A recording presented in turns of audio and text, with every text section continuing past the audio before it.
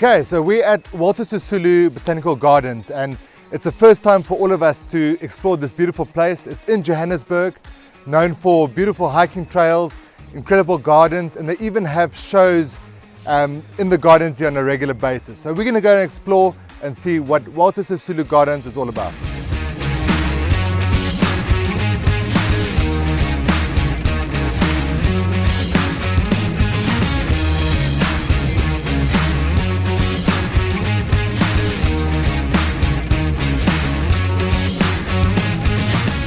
Okay, so behind me, as you can see, is the amphitheatre. Now, obviously during these times it is closed, but this will be where the bands would usually come and play, usually in the evenings. There's enough space here to bring the kids to have a picnic, and just a fantastic atmosphere to experience some of the amazing live shows that they have on offer here.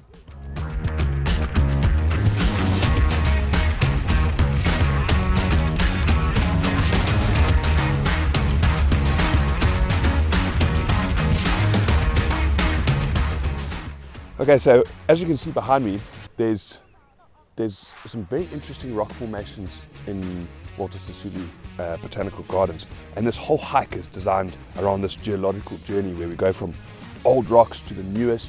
That's what's really exciting about it. Is not only is it visually, scenically really beautiful, there's actually a lot of history here, and there's a lot of information about the existence of these rocks and how they came about. So we're going to head off on this hike and see what it's all about.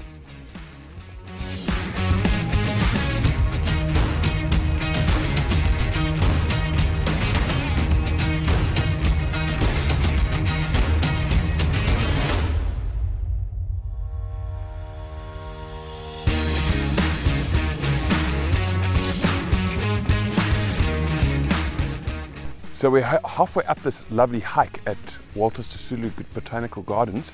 It's really beautiful. It looks down into this little patch of wilderness that is this place.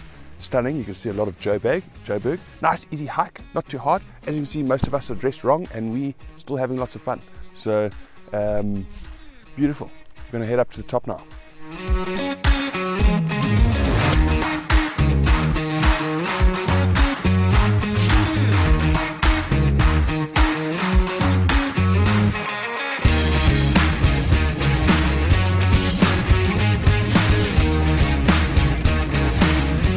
Okay, so we've gotten to the top of this hike at Walt Sisulu Botanical Gardens. Apart from the magnificent view, which is obviously the highlight, there's all these plaques going up, which gives you a little bit of history of the area, the rock that you're standing on. So, for example, here it describes how in the 1800s it was being explored for various industries, and it was only in 1980 that it was actually demarcated this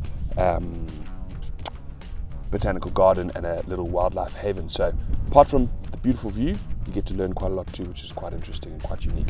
It's a lovely experience.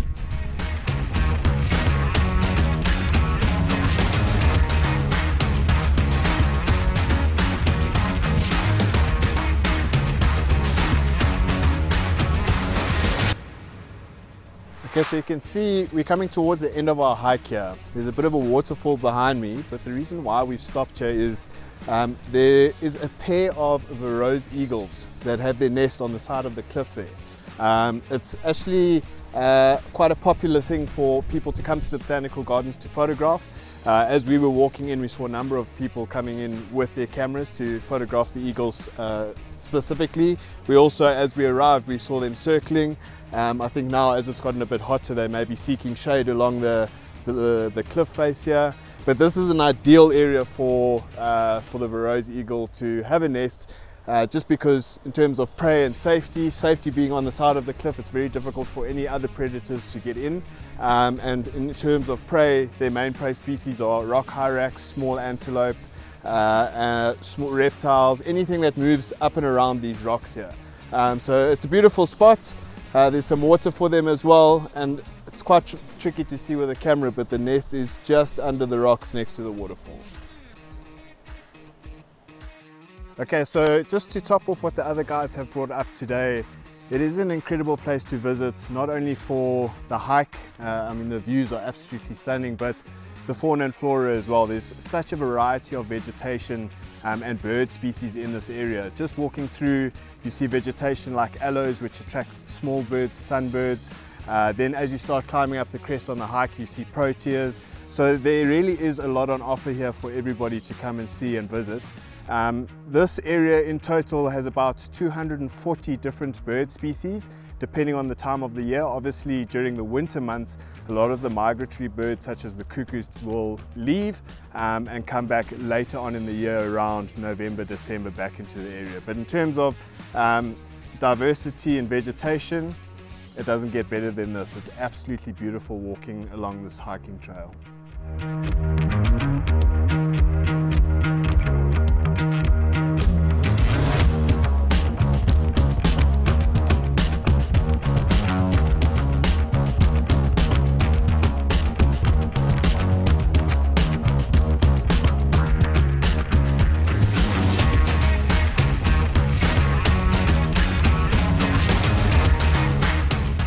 Alright guys, so this beautiful waterfall behind me concludes our hike here at Walt Sisulu, and it's about time that we maximize the opportunity of this beautiful waterfall. We're going to try and photograph it now, and the great thing with waterfalls is you can get very creative with your photography.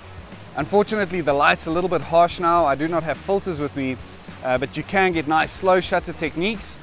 Unfortunately, as I mentioned, I don't have the filters, but we can chat about composition. If you look behind me, over my shoulders, the waterfall starting up at the top of this beautiful cliff, and in my camera frame it's going to come in from the right. So this is where my frame will initially start, and this water that's now running down this cliffside is going to be my leading line, and it's going to help and take my viewers' eyes through this image, and it's going to tell the whole story from top to bottom. I'm going to be composing in portrait orientation because my storyline is running from the top of the frame down to the bottom. And let's give it a go. Let's see what happens.